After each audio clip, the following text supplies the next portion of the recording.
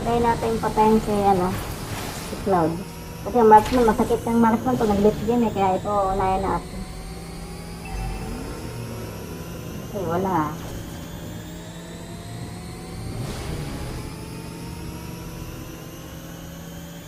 Wala si Cloud. Dito matay sa bot para di nalabas sa mapa, alam yung target lock ko siya eh. Wag yan si Bill, wag.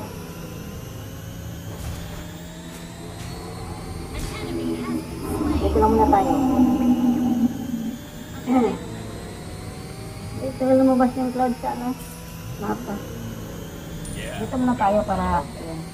Hindi na yata. Nawala na naman sa mapa si Cloud. Nalabas yan. Ayun na, nag-flash sila. Kita